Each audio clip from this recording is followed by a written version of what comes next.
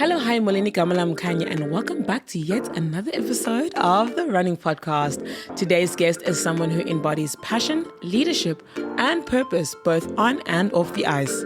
Uthman Samaai is the captain of the South African ice hockey team, a dynamic content creator, and an avid community runner. From leading his team on the rink to inspiring others through sport and storytelling, Uthman is breaking boundaries and proving that South African talent knows no limit. Hi. Hello. How are you? I'm good. How are you? Good, thank you. I think for me, I've been patiently waiting for this podcast. Yes, I've just been trying to find a way and a time to get you on here. I know there's been quite a few exciting... I've been following your journey for a long time.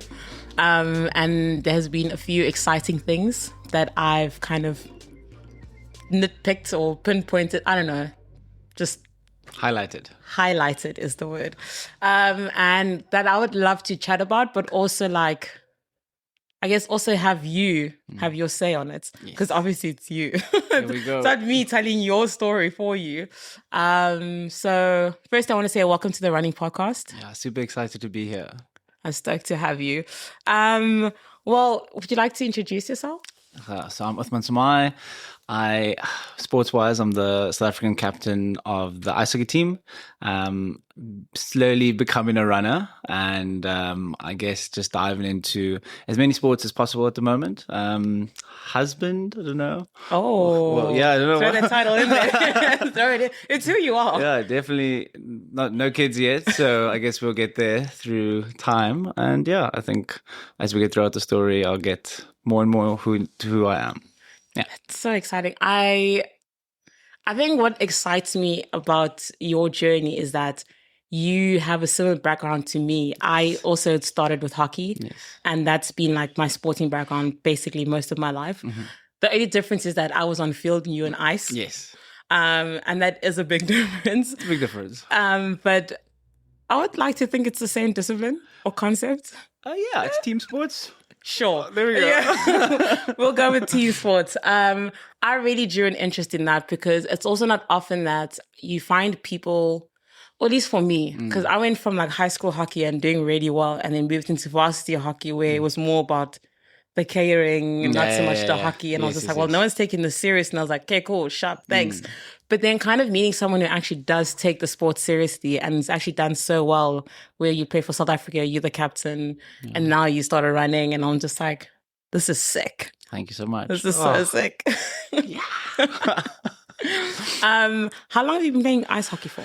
Oh, funny story. I've been playing, I'm 32 at the moment.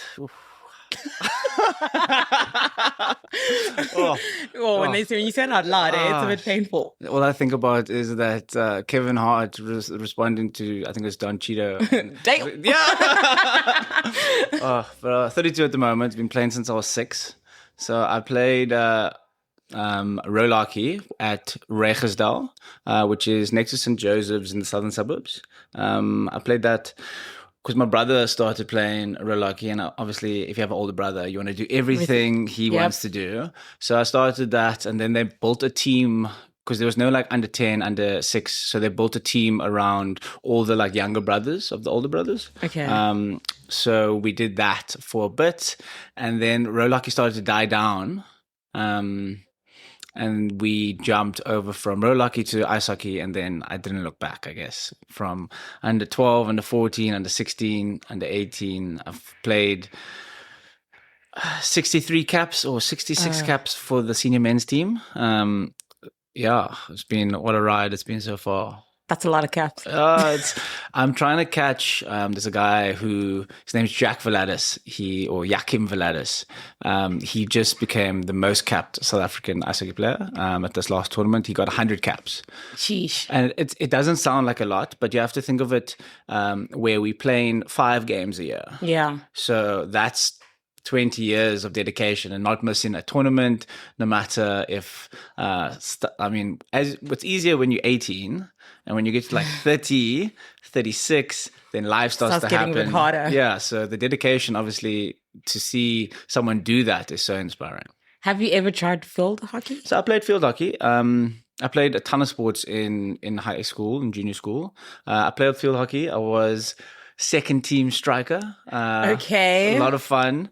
I got in a lot of trouble. Grass hockey or astro hockey? So we started in grass Okay. in junior school. Got you. And As we all do. As we which all is, do. I think that's normal. Yeah. Except for the rich kids now. They're just straight different. astro. Yo, So gotta deserve that astro. You have to deserve it, and you have to twist your ankle a few times in the holes. That's what it's about. Exactly. Ball in the skin. Hit a few grass patches. Absolutely. So I played field hockey in school, played water polo also in school. What a time. So you have a sporting background, so running is not too far-fetched. I've always loved team sports. So anything where you get to be able to be involved in a team, work together, problem solve together, I think that's cool. I'm exactly the same. And when I started running, I found it hard because it was just me. I thought it was such a solo thing. And you can't pass it to anyone else. Oh, I was so confused. I'm like, why would you want to do 4 hours by yourself just looking at the ground? Literally. And all you hear is just your own footsteps it's just hitting the ground. I was like, No, I literally had the exact same thoughts, but then I had to change it for myself. So I had to, I guess, manipulate it in my head to be like, it is a team sport because we're doing it all together. Okay. And when we run races, we all run together. We train together. Completely agree. So that's how I changed it to saying, it actually is a team sport. But really it's not. But I make it work for you. Once diving into the running, I completely agree. It's a team sport. It's massively community based. No one can do anything in running by themselves. It's a farce. It's a lie. You won't be able to do it. It's boring. It's so boring. There's no way you're doing a speed session or twice a week running whatever your 10K, 5K pace by yourself all the time. Oh, no. You can do it like once or twice, but all the time is crazy. Nah. I see so many solo runners. I used to be I enjoyed solo runs just because that really was like my own space. That was my me time. And I got to like switch off and just, But then also I really enjoyed the aspect of running with people.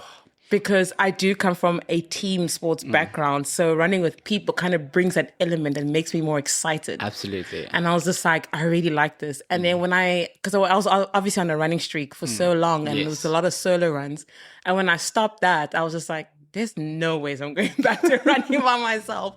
Even now, training for the marathon, like I'm on this program and I'm supposed to be training and I haven't trained in 3 weeks, to be honest. Here we go. Because I can't do it by myself. Oh, no. I can't. I tried to do like a tempo session and I was just like, fuck, call it a day. Yeah, it's time. I'm ready to go. I was like, no, thank you. The hardest sessions, I think, it's very important to do with people because I think they'll motivate you. They motivate you like hills or track.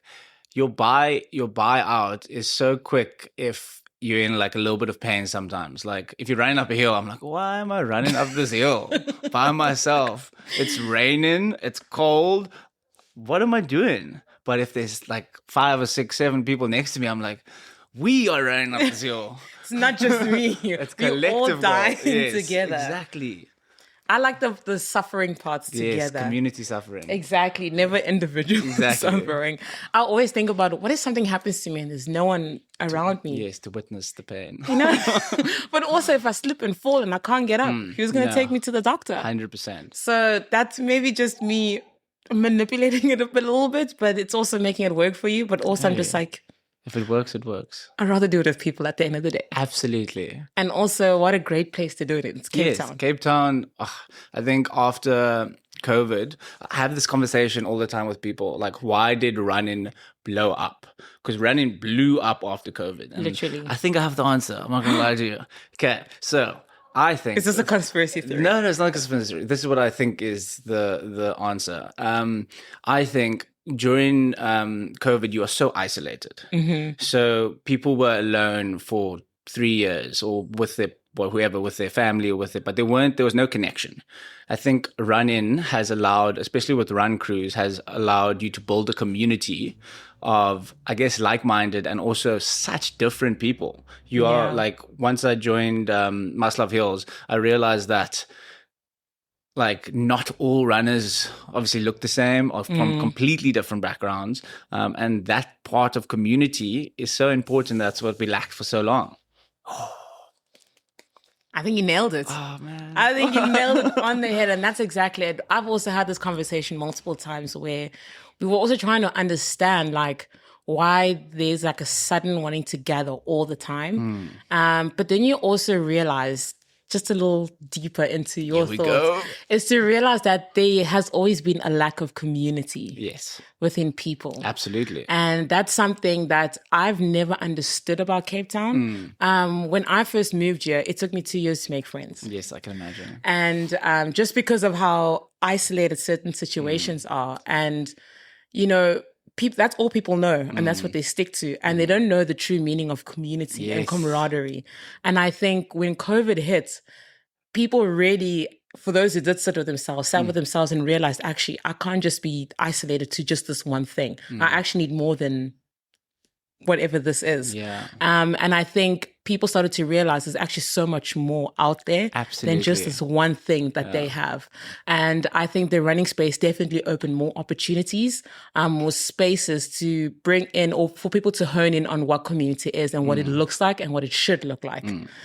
So that's what excites me about, I guess, the season. I don't want to just call it a season or a phase, but in this reality that we are in right now of where running is. And I think it's perfect timing. No, absolutely. I think we needed this. we definitely needed this. I think just to build on obviously what you're saying, Cape Town has been, and I think in certain spaces is still super cliquey. But Yeah. I think people obviously giving these communities a chance is them unlearning and breaking down the barriers that they formed in their own mind Exactly. of what they are and who they are. And I Exactly. think that is exactly what obviously Cape Town and I guess South Africa on the greater scheme needs. I absolutely agree. I think if politicians started running, a lot will be Here we go. resolved. Here we go. But we're not talking about politics. Not I'm yet. just saying. No. But I absolutely agree. I think the running space has definitely offered that. And I think it's such a great way to make friends, to meet people and to like And get involved. It's not only the run, it's the coffee after the run. It's the meeting before the run. It's the, we're even grabbing food together. Anything that's got to do with breaking bread together and just it's- chilling. and you That's what makes it. as I said, you meet so many different people, which is obviously beautiful. Exactly. What got you into running actually? Just to kind of bring it back, since sorry. now you're in this community, you've been in it for a while, and I've been watching like Becoming a Runner series, loving it. Thank you so much. But obviously there must have been something Yeah. that sparked you to want to start running. So just taking like a few steps back here, I never thought I would want to be a runner. I always thought saw these running and I was like, oh, that's great for them. I'm so happy for them. Let's just keep it there. Yeah. So I play ice hockey. Ice hockey has been my sport throughout my life. I've had some really cool opportunities. Got to play in America for 4 years. Got to travel majority of the world, or I guess not majority of the world. I think I won like 42 countries or something like that. Yeah, we've been to a lot of places Jeepers. with South Africa, which is really cool. And I've had some really cool opportunities. So I never thought I'd be this runner. Then we got a Swedish coach in 2021, I believe, maybe 22, post-COVID. Name was Bjorn Kinding. He moved our testing from like a bleep test. You know the bleep test. Everyone course knows. I do. I hate the bleep. I started loving it in matric. Oh, is it? Because I got incredibly fit. Yes, And that was the best. I'm great. I'm like, I won't say great.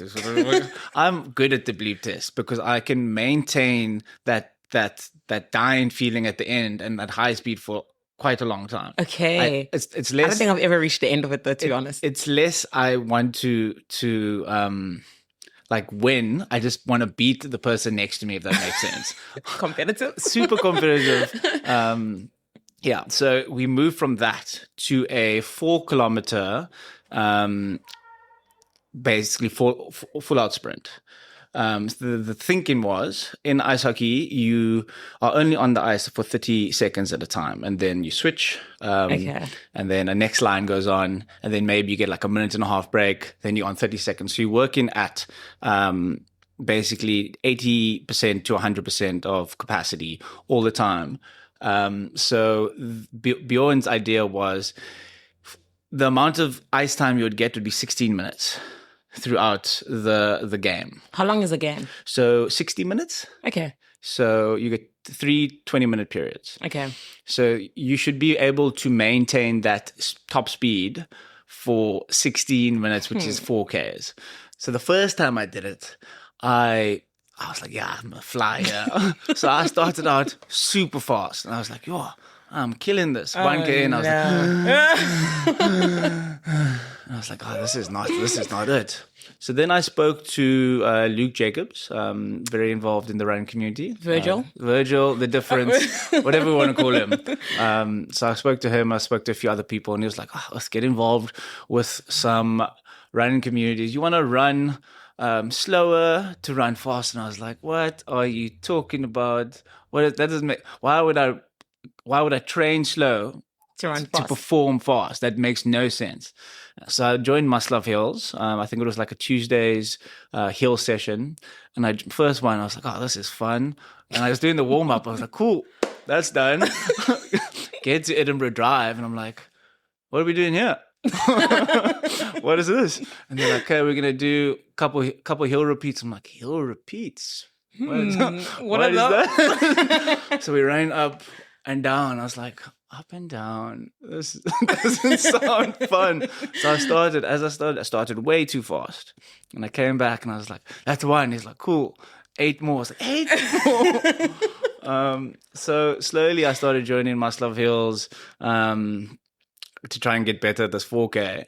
And then... And to get better, apparently, Edinburgh Drive as well. 100%. And slowly I joined the Full Send. And then me and a few of my friends sat down, and now my future brother-in-law all sat down. We were like, "Come, let's run Cape Town Marathon." And this was 2023. And I was like, "How we can do that? I'm sure we can do that." So then we like locked in a little bit. This is how every athlete thinks. I've got a sportsy background. Surely I could do that. That looks easy. So we did like the Festival of Running 21K, Gun Run, and we were like flying-ish. It was definitely hard. And I think on the most humbling thing was when we got to Full Send and we started doing like 36 kilometers. And the bus I was part of, or the pacing group I was part of, just left me. I just saw them leave me. And I was like, I don't know if I can do this. And it was honestly the most humbling experience training for that marathon. But I guess 2-3 years later, I'm still locked in training for another marathon. I feel like it also doesn't get easier. I think we are moving the goalpost. That is what is happening. So we say if we aim in for like a 5-hour marathon, we're like, yeah, woo. No, now we're not. Next year, we're not going to be like, cool, let's do five again. We're going to do 4:45 or 4:30. And every time we are changing the goalpost, and it just makes you making it super hard on yourself. But obviously, with growth, the goalpost has to change. 100%. 100%. Oh my gosh. Speaking of, obviously, Cape Town Marathon ambassador now. Oh. I mean, you're fresh into the running game. Now we're already here. Now I feel like you're leveling up every year. I know it's obviously such an amazing opportunity to be a Cape Town Marathon ambassador, especially in Cape Town. I mean, I was born here, or I guess I wasn't born here, but I was raised here. Still from here. I'm still from here. But yeah, obviously grew up here. It's been such an amazing journey so far, and actually such a funny experience or so far when they asked me to be a ambassador. So I'm going to call the person A. I'm not sure if I'm allowed to mention names. So I'm running... we can mention names. Okay. Yeah. So I was running with Kendra. Shout out Kendra. Shout out Kendra. Queen of Muscle Hills. So we were doing like a trail run last Wednesdays, beginning of the year. And what I've realized is like road running, good. Uthman good can do road running. Trail running, not so good. Uthman not good at trail running. So it was basically like me and her just like running together, and we were talking, and she's like, "What do you feel about being like a Cape Town Marathon ambassador?" I was like, What are you talking about? You're talking to What me. are you talking? I almost fell. I was like, unbelievable. Yes, let's do that. What do I have to do? Tell me everything. And then, yeah, I guess a couple months later, they formalized everything, and here we are. I didn't even have that conversation with Kendra. I just got a DM from her, and I was just like, "Oh, cool, say less." Yeah, that's what I'm saying. I mean, to be honest, I was also just as surprised because I was just like, I'm in my own little world when it comes to running. Yeah, but it's also we such imposter syndrome plays such a massive thing in the mind. Like, Really? and for me, maybe not for you. I mean, if you break it down, then maybe there might be similarities. Maybe I'm still, maybe I am experiencing, but without realizing it. Like, what would you say some of the things are? Well, I guess becoming an Essex front runner, becoming a Cape Town Marathon ambassador. Sometimes also like, it's different for me for like other things because like in like if people ask me for advice in ice hockey, I've got 24 years of experience. I've played in like 5-6 different countries. I can give you super advice. When it comes to like running, I'm also obviously very new to it, but also I think there's a way you can learn from anyone. I feel like anyone can give you advice. So I don't know, it just... Yeah. I hear you. And I think what you're saying definitely makes sense. I think when I first started running and all of these opportunities started coming up with running, and I was just like, pretty much in the same, because I was just like, I also know nothing about the sport, yet people are asking me for certain information. And like, you kind of have to give that information because now it's almost like they're looking up to you for this information because clearly you must be doing something right because you're getting all these opportunities and all these things are happening. And you just sit there and like, I actually know nothing. I'm just a girl. I'm just a girl running that posts runs occasionally. That's about it. So I do get it in that sense. But I also think I kind of had to sit down and unpack it for myself, but also be honest with people. Yes. And tell them, till this day, I actually don't know a lot about running. Yes. Every day is literally a learning experience for me. But how exciting. How exciting is that? Exactly. And I think one of the cool ways for me to keep learning about the sport is creating a series on Instagram called Kicks and Kit, where we talk to different brands about certain things like the kits that they have, the shoes that they have, and kind of giving like the breakdown of like, you know, what is this created for what kind of performer, like all this kinds of stuff. So it also helps me understand, so okay, cool, if I important. go to the shops, this is what I'm getting. Yes. But also not just for me, but for the next person looking for something. And that was the whole point. I mean, it's still growing. It's still baby stages, but that's the whole point. And that's one way for me to keep learning about the sport. Yes. But also to have these podcasts. Yes, absolutely. Also Because love... everyone has different experiences. Absolutely. Everyone has different experiences. I also love social media series. I love the idea. It's really cool. Whenever I see one, I'm like, cool. I'm following it. No, it's cool. I definitely understand that. But I also think it's so cool because you then get to kind of sit and be like, okay, cool, how can I learn more about this? Yes. What can I do? Since people are asking me all these questions and all these things are happening, I need to do a bit of research and to give a better answer next time. But then you also gain knowledge from that. Absolutely. And not just the next person. What I've also realized is that there are so many tools out there that can help like the average runner or even not even the average runner. I mean, I remember when I first bought my first pair of shoes, my first pair of running shoes, I bought these trail running shoes. Are you allowed to say which brand? I don't know if I'm allowed to say which brand. But yeah, I think maybe I'm allowed to say which brand. It was in like 2008, so it was a long time ago. Before anything was Before signed. anything was signed. I think I was those like Adidas. Maybe you shouldn't have been. Not kidding. Not kidding. Adidas Terex shoes. It was a trail run shoe. I thought, this Great shoes. I was like, this is such a cool design. It's yellow shoes. It had Continental as like a bottom, and I don't think I ran.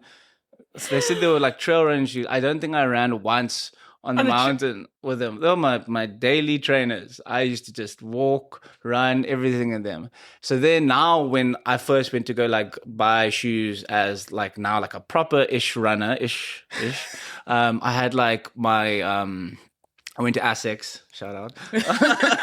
Had like my whole run in stride, analyzed, had everything like broken down to what kind of runner I am, where, if I'm pronating, where am I turning? Because I'm a, I'm a heavier runner. I weigh like 116 kilograms. So like moving with like a shoe that's not cushioned in a way will just get super painful. You're hitting the ground hard. So hard. And training like for ice hockey, it's the impact on your joints isn't as hard because you're not putting all the weight on your lower body. You're pushing all the weight. If that makes sense. It's sideways pushing. It's not backwards. So I think just getting all those tools down and then learning what it is that you need, super essential. Sure. I mean, speaking of Azak, I'm kidding. Shout out to Luke. We love Luke. We love Luke. You now are a front runner. Yes. And that's also been quite an interesting journey. I mean, still like moving from hockey into starting into running into like becoming a front runner and now ambassador. Like surely there's also like life-changing experiences in some way. Super life-changing things that I don't think you would have. Yeah, I didn't. These are on your bingo cards. These were definitely not on my bingo cards. But I also, as we said in 2019, I think as everyone reflected, I think I also reflected quite a bit. I think I put myself in quite a big box, maybe a little box, but I'm a big person, so a little bigger box than normal. A medium box? A medium-sized box. That I was an ice hockey player, I am this, I'm that, I'm not anything else. So it took quite a bit of unlearning and being open to being a beginner. I think that is, as we get older, that is one of the most important things we need to do. Because I turned down so many potential sports or like friendships just because I didn't want to play golf, I didn't want to play this, I didn't want to play that, I didn't want to be terrible at it.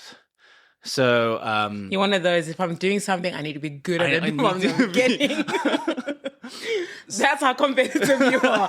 If I'm doing this for the first time, I need to beat you and show you I'm good at everything. So I think when I started the journey, I guess, of becoming a runner, and then I saw how people were like, oh man, this is exactly what I needed to see, because it's someone going from not running to being a decent runner, and taking you along every aspect of that journey, all the ups, all the downs, all the times I've done really, really well, and then times I've crumbled. And I think trying to obviously be that open on social media helps people relate. Yeah.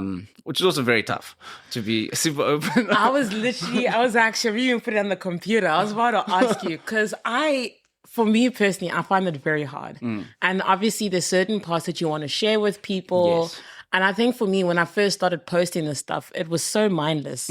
It was never meant to like do anything really. It was just basically Facebook, but like the new age Facebook where you just store all your stuff. Yes. And I guess I was on a campaign, and on the campaign, one of the deliverables was to kind of be vulnerable and to kind of share certain experiences.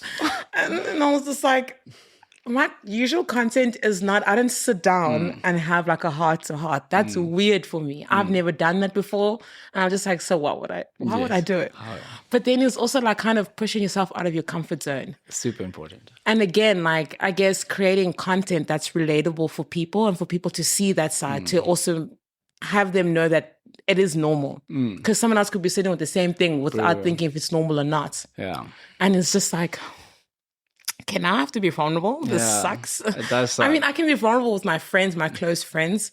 I think I've learned to be vulnerable with that. But I think taking it onto social media, where there's things potentially can go viral. And they can also go really badly. It could go to the wrong audience. Exactly. Yeah. So how do you, I mean, you also dabble in content creation as well, and obviously having to... Yeah, it's tough. It's tough. I'm not gonna lie to you. I remember when I got like my first negative comment, I was like, okay, okay, that's fine. I'm okay. The guy was like, who do you think you are being a runner? I was like, oh. Okay. I don't know. Yeah, I think content creation is cool. I really like storytelling, and I also like the idea of, as I said, creating a series that's relatable, because there's so much content out there, and I think there's obviously lots of trends and lots of things like that. I never want to. Not say never want to, because I think I have in the past. I never want to like create that type of content. I want to create super relatable, super time consuming content that like people can just sit down, watch, and be like, oh, thanks. Yeah. When I first started creating content, I went to one of the Muscle Hills track nights, and I was running, and I wasn't running well. And this one auntie, she comes up to me and she's like, Uthman, you've got this. I was like, first of all, who are you? And she's like, I am here because you pushed me to be here. And I was like,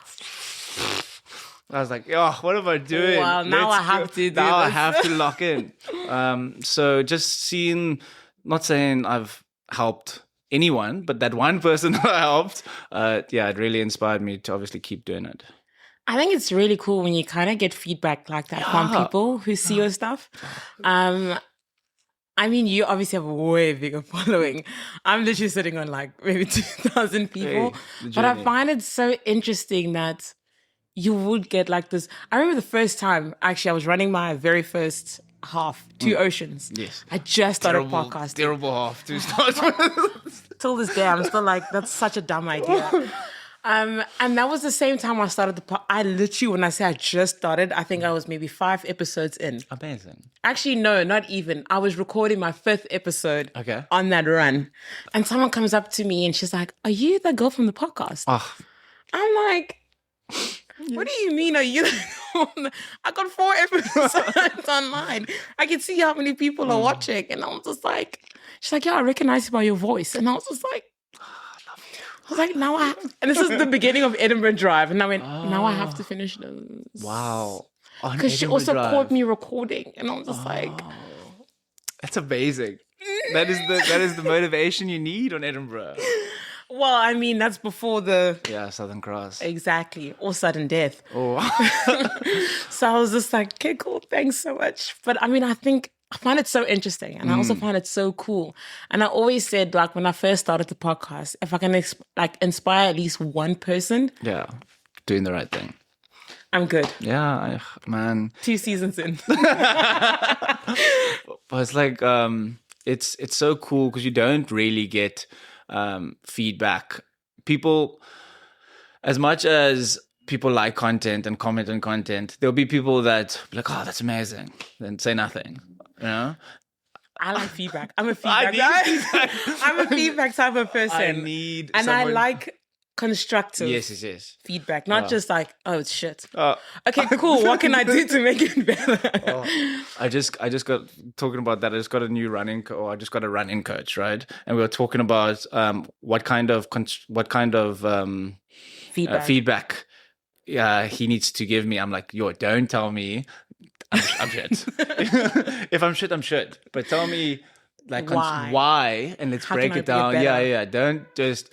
Like if I'm not like showing up, or if I'm not hitting numbers and you can see I'm not sleeping well or something like that, tell me that I'm not performing well. There's no way to sugarcoat it. Be completely honest with me. But I need constructive feedback. Because otherwise, there's no point.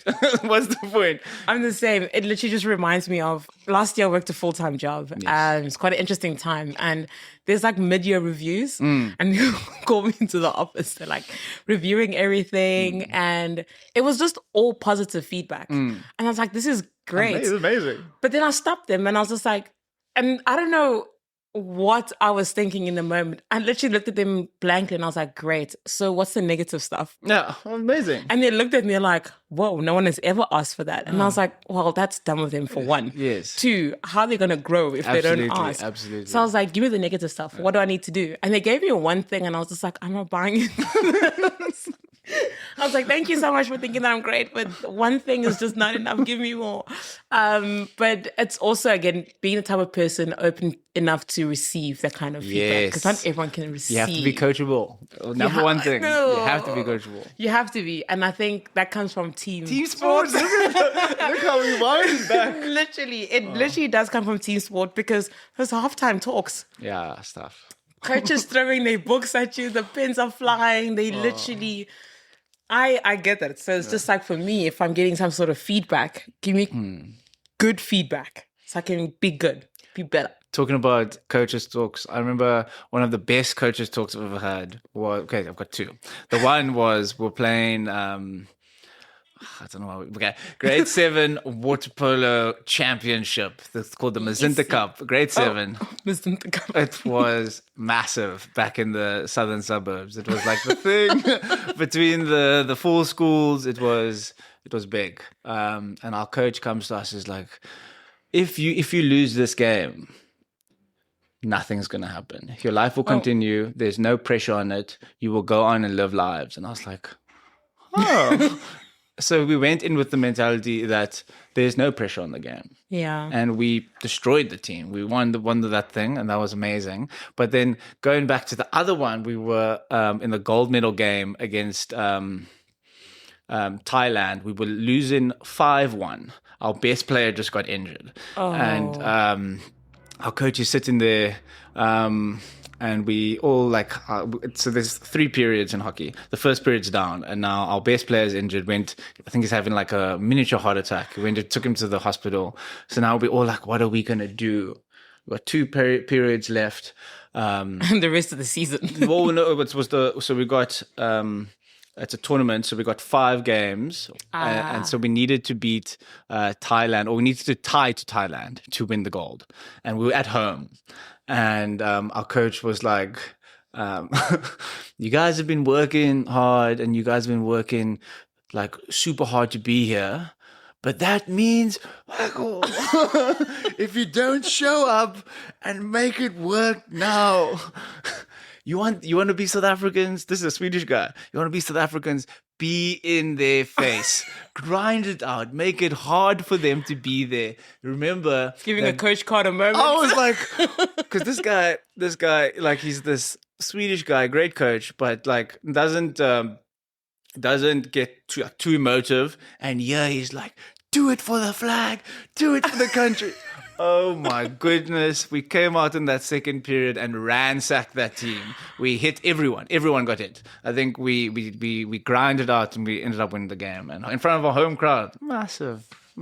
Was that like the Rassi of that ice hockey? The Swedish Rassi of ice hockey. Oh my gosh. What a time. That's insane. I think one of my favorite halftime talks was literally, I think same thing. We were also losing, but it was like at a tournament, very good team that we were playing against. And we literally we needed to either also draw or to beat them. But also we knew what we were going into because we knew it was the tough team because we lost to them a year before. Okay. And the coach literally just said, they're a great team. Oh. We know that. Okay. You guys have done all the fitness. You've done all the work. You're literally hanging on to your fitness. Skill aside, everything. We also trained so hard that season. It's probably the fittest that team has ever been. This is back in high school. Love that. And they were like, it's literally your fitness keeping you together. Go out there and have fun. Have fun? Yes. I said, say less. Yeah. We won. Yeah, see. And I was just like, great. And also things like taking off the pressure. And it's the same thing as like when you're going into a race. Yes. It's kind of taking that pressure off of like what people say about you, your pace, your goal, and all these things that you've set up for yourself, but also the things that people have set up for you. Because I think people tend to, especially when you put a lot of your stuff out there, yes, people have an expectation. Yes. And they want to see you do certain things, but you also know your own capabilities. So sometimes we take that pressure and put it on ourselves. Most of the time. Most of the time we put it on ourselves. And then when we don't hit those goals, it's just like... But I've learned to stand, when I'm at a race and I'm standing on that, at that start line, it's just learning to take the pressure off. Absolutely. And reminding myself, I'm actually just here to have fun. So I think Heine says it the best. It's like, you've done all the work. Now let's just have fun, party. and that's honestly, that's what I've taken into, I think, this year of running. So I run with a speaker now. Because New addition. I'm already carrying the weight anyway, so I might as well carry a little bit more weight. I don't mind.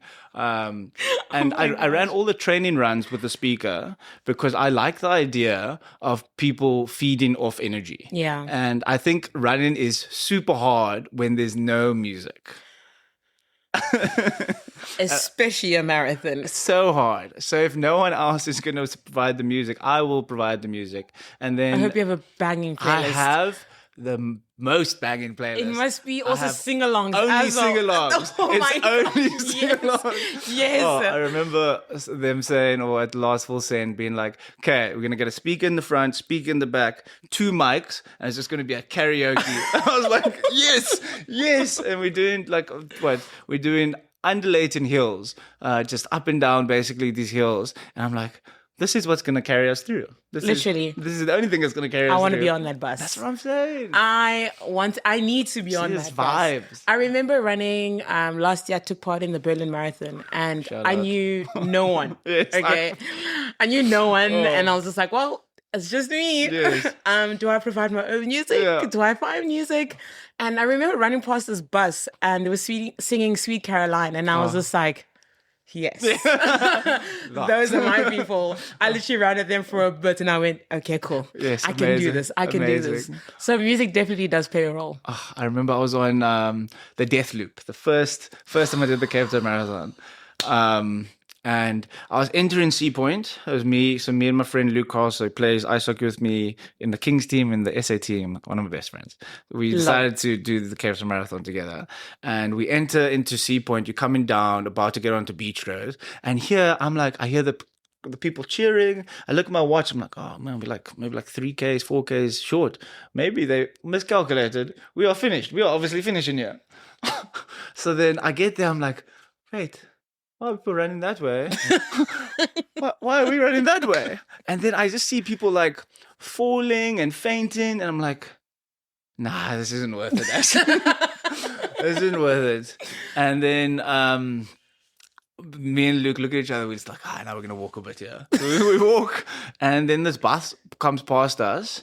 And they're just singing the whole time. And they got a tambourine. Da, da, da. I'm like, yo. This is a vibe. So we locked into that bus, and they weren't running like super fast, but they were running, and we were walking at the time. So impressive.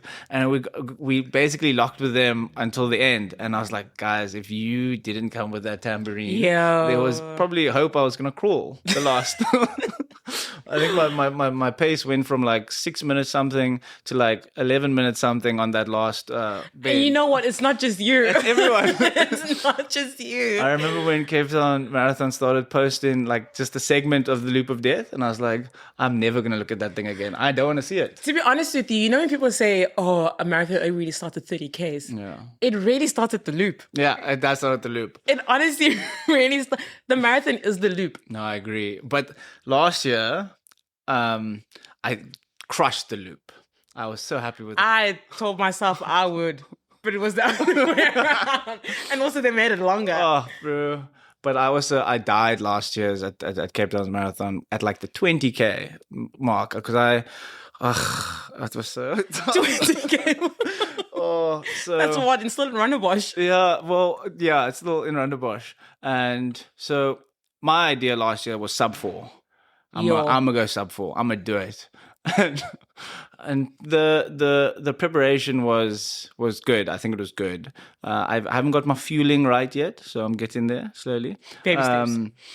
So I was on this 4-hour bus, and they had like a stop-start method, which for like me, it doesn't work for me, I don't think, because I plan to run that whole marathon like 5:35 pace, and that's like giving myself like 6 seconds a kilometer to die somewhere at the Loop. Basically. And we were running, and I was like 5K BB, 10K BB, 21K BB. I'm like, nah, this can't be it. So I get over like Black River Parkway, and the bus just starts leaving me. slowly, and I couldn't get it back. And I honestly, it was like I was just obviously proud of myself for finishing that marathon. I remember seeing my wife at the company gardens up, and she's like, "Go, go!" I'm like, "Just give her a hug." I need a hug. I need love. This is what I need right now. Thank you so much. Another guy came past me up company gardens. He gave me a block of ice, and I was like, "What am I doing with this block of ice?" He's like, "Hold it." So I'm like, "Oh, I held it," and then obviously, like, the pain in my hand was so sore that I forgot about the pain in my legs, and I was like, "This is amazing." And then to this day, at the end, I obviously threw the ice, and I was like, "Thank you." To this day, there was a guy I met at the end of company gardens coming back. There was a guy, I don't know if it was real or not, but he was telling me hallucinations. I honestly think this guy was a hallucination. He was telling me that like his parents are like free loving people, and they went to Africa Burn all the time when they were kids. And I'm like, wow, that's amazing. He's like, and we're gonna finish this together. And then when we finished, he was nowhere to be found. I was like, this guy was a figment of my imagination. Oh. Well, you needed that to finish, clearly. I needed it. That's so crazy. I was actually, I was chatting to Mike the other day, and I don't know if I'm allowed to mention this. Maybe I won't. But I was chatting to Mike the other day, and we were kind of just reminiscing to the cheer zone. And I was saying, like, it was so nice to kind of stop and I kind of like dance to them. And it was also so needed, literally on the main road. And then someone just took a bumpy and shoved it into my hand. And I was just like, oh my gosh, this is great. I was like, thank you so much. And I was like, yes, let's go. And also last year was the first time I decided to go completely rogue when it came to nutrition. So I had no nutrition vest on me. I literally, the only thing I carried on me was like electrolytes. And I was like, no gel. Carry me. No, I didn't do gel. No. The taste gross. No carbs. What's a carb drink? No, I took nothing. What? I literally took nothing. Oh, my body would disintegrate. My first marathon, I trained with hot cross buns, and I was just like, that's what I'm going to do. Fire. And it was great, but it was also so much to carry. Yes. Especially when you get to, exactly. Exactly. And especially when you get to Black River Park where the Woolies station is. Swap them out. That's correct. I was like, well, there's so much here. And then I was like, well, if I'm going to run past the Woody station again, what's the point of carrying all these things? So obviously when I got to, what is like halfway, 22, 23 came up. So I kind of got some stuff there. But from the beginning all the way, I literally just had electrolytes with me and I was just vibing out with the people. Amazing. And I even PB'd. So I was like, great, we'll do it again. Yes. But I think the only thing that helped me is the fact that 2 weeks before I ran Berlin. Yes. And I was like, I've done this distance. Yeah, and you've done it also in a place which is not home, well, I guess now home, but so it was so different. And now you here, and now you've seen all the places you always see. You hopefully see some people on the road that you know. And you're also familiar with the route this time. Because the first time it's just like, hey, you don't know where you're going. Even though you've trained in these places, but you're still not quite sure. But the second time you do, you're like, I've done this. Don't worry. I just need to get to Black River Park then I'm for home. my little stop, and then we run us home. I actually had such a bone to pick with Mike. He was like, the cheer zone is where it's at. I'm like, cool. Make it to the cheer zone. I'm gonna be this. I'm gonna die on the way there, but once I get there, they're gonna carry me through. So I get there, and then I see like Mike sitting down on the floor talking to someone. I'm like, Mike, help! Supposed to carry me through this. Help me! And then I'm like running, and no one's cheering. I see like a few of like the 9-4, maybe some Muscle of Hills people. I'm like, Mike, scream something! I need it. And then it's gone, and I was like, oh no! I was banking on that carrying me through to the leap of death. So what carried me through was actually coming back to actually shout at Mike to be like, you were meant to be there. I can't believe it. Oh my gosh. No, I love that cheer zone. Yeah, I loved cheer zones. I also think I ran through in a good time because that's when everyone was back. I was like, fantastic. Cool, I'm going to run through this and everyone's still there. And I was like, I think you might have run too early. No, I don't think it was too early. And not everyone. I think everyone was there. And obviously people were cheering and it was nice to see. And people were like, yeah. But I wanted Mike on the speaker to be screaming. No, I love a cheer zone. It literally, when I ran that first half to Oceans, and I remember hitting a certain point, I was just like, all I need to do is just see my people. Yes. I don't care what anything. If I could stop right now, I would, but I also want to see my people if I'm going to stop. But I also know that will help me like literally carry through till the end. The moments I saw them, oh my gosh, I literally almost burst out crying. It's an emotional race, that one. I did it this year as well, and it's my first Oceans half, and I've never run Southern Cross before. I like the idea of A surprise. Yuck. But I train on Edinburgh Drive. Well, once a week. So Edinburgh Drive's my baby. I can run that all day. So we were doing that. But it's not Southern Cross. No, it's not Southern Cross. So when we got to Southern Cross, I was like, yo, this is terrible. I saw like the guys that run Group 1. I'm like a Group 3, Group 4 person. So guys at Group 1 in like our pacing groups. Yeah. So then they were like dropping down and like falling and like holding their knees. I was like, what's happening? Is this coming from me?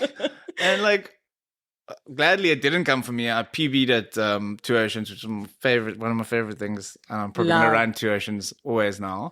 But where that cheer zone is, I think is a lie. It's at the end. Oh my gosh. It's literally at the end. I'm like, I might as well meet you at the UCT grounds. But also, as you get out of the cheer zone, you're like, yeah. And then you have to run up a hill. It goes downhill first, and then it goes uphill. Yeah. And then you're like, oh no, we've got a kilometer basically up a hill. And then those people that are just cheering for obviously their people, I'm not cheering for you. They're there for their families. Yeah. And they let you all camping out under the tree with the little board, but you've passed all your people. Yeah, whenever I run and I see people that have come out, and I love fans, love the people that scream in, even like they don't know you, which from like a bar of soap, which is beautiful. But whenever they come out at like 6-7 o'clock in the morning, I have to shout and be like, get out, like cheer. You're here Fair for enough. a reason. Fair enough. Make some noise. I mean, especially if you're going to wake up early in the morning. You're going to wake up. I mean, races start super early. So yeah, I mean. And that's the interesting thing I thought about Two Oceans when I first ran it.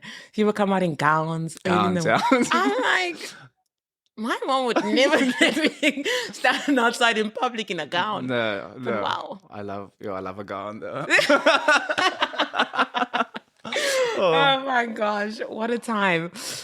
So you are running Cape Town Marathon again this year? Yes. RPC ambassador. Yes. Any expectations? Yeah, so I pulled in a running coach. I'm not. Yeah, don't want to give away game strategy. No, game strategy doesn't. I just did my first. I'm on Training Peaks now. Big thing. It's actually so hard to. So they tell you like the pace, and I couldn't run that pace because I was running faster because we were with the track on Thursday, and they were all running faster, and I'm like, should I slow down? What's happening? Am I not hitting the pace correctly? So obviously I just need to do a big learning curve. But so I pulled in a running coach, and I just wanted to make it super easy. I don't want to think too much about what I need to do. And I want to simplify and structure everything because I need structure in my life because obviously with hockey, gymming, and now running, there's not a lot of hours. So I want to make sure that I optimize all those hours. Yeah. So hopefully the sub 4 will be there. But I've missed it twice, and I think third time lucky. Third time lucky, they say. So super excited. What about yourself? To have fun. Yes. That's my goal every year going into every marathon or every race is to have fun. To be honest with you, you kind of have like a time in mind, but when you know your strengths and your weaknesses, I know I'm not a great runner.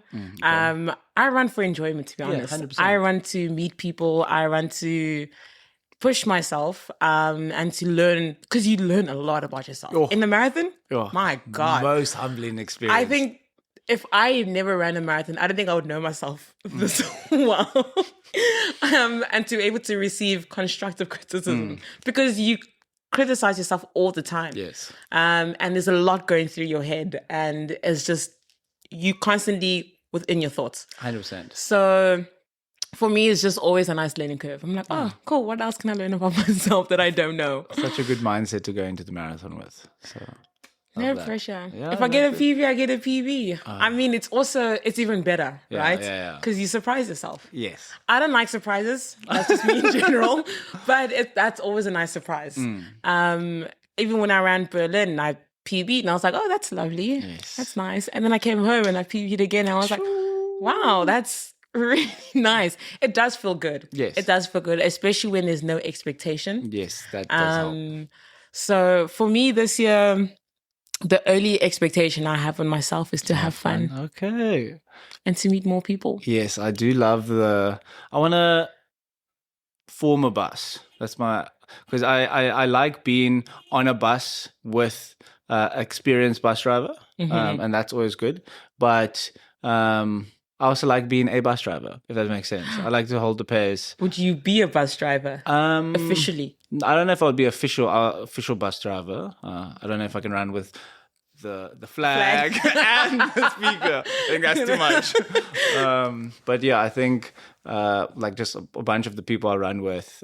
It would be awkward though if the bus driver fell off the bus. That's what I'm saying. I've seen multiple of those. I'm like, but sometimes, I mean, my cities also break down sometimes. More golden arrows. We try our best. So obviously we will go with the goal in mind of making just quite a nice party bus. I love it. Besides marathon, what's next for you? So I do obviously play ice hockey, and we have the South African Super League coming up. It's the highest level of ice hockey in South Africa. We are the Cape Town Kings. We are formed by two teams in Cape Town, like basically a provincial team. And then you got the Pretoria Capitals, and then the Johannesburg Wildcats. So it's like a 3-leg tournament. Is that the only one team in Cape Town? No, we've got 2 clubs in Cape Town. We've got the Cape Town Penguins and the Cape Town Storm. So many years ago, here we go, I went to go watch a game. Yes. Just because I was still in my hockey era and I was just like, there's different forms of hockey. And I was just like, I want to go watch. I have an interest. And I played goalkeeper in hockey. Okay. So I was constantly dressed up in all the stuff. And we also played on Astro, water-based. And, what I'm getting to is you kind of know when your stuff gets wet and you put it in a bag and the smell that it releases. Yeah, it's tough. So I was sitting behind the dugout and you just get this whiff. And I'm like, cool, this is a hockey. Yeah, hockey kit doesn't smell great. I was like, yeah. I was like, yeah, this is a home feeling. This smell. I was like, yeah. It's tough. But it was a really cool game to watch because it's also fast paced. Super fast paced. It's the way faster than Astro. Fastest team sport, non-motorized team sport in the world. Yeah. So we've got that tournament coming up. We've got we go to Joburg. I think it's from like the 18th, 21st September, play 4 games outside. And then those 2 teams come down in October maybe later in that September. And then after the marathon in October. So we got 4 games there, then 2 games, and then marathon, then 2 games. So hopefully we lost last year. It was the first time we've lost in 3 years or 4 years. So we were 3 times back-to-back champions, and then we lost it. But I think obviously, can bring it back. Yeah, I think it was more of like we are on paper probably one of the better teams. We've got a lot of the SA players, but I think we went in with the idea that we deserve to win. And when you get in with the idea that you deserve something, then you stop doing the little things. And when in team sports, Stupid mistakes start to happen. mistakes start to happen. You stop working as hard as you should. And hockey's or ice hockey's a game, like most team sports, is the little things add up. And Literally. that's where we lost it. So that's what I'm looking forward to now, besides the running. That's exciting. I hope you're recovering well. Yo, I want so much recovery. Oh my gosh. Because that's a lot. That's a lot on your body. Yeah, it's a lot. But like, I hope you are recovering well. I've been seeing you at the recovery center. I love that place. That's literally my second home. So yeah. I hope you're resting. I hope you're sleeping. Good luck. Sleep is tough at the moment. Rough. Yeah, I mean, I'm gonna need you to get onto that. You're doing a lot. Yeah, I need to get better at the sleep. I mean, hockey's tough though, because hockey you can only play when there's no ice time or there's no public sessions. So most of those sessions, like last night we had practice at 9:30, got home at 12. That's what I'm saying. And then I woke up, and then the expectation is Fridays are my off days because I run before hockey. So I do track and then do hockey. Okay. And then Fridays I need to do nothing because Saturdays we're going to do like longer runs.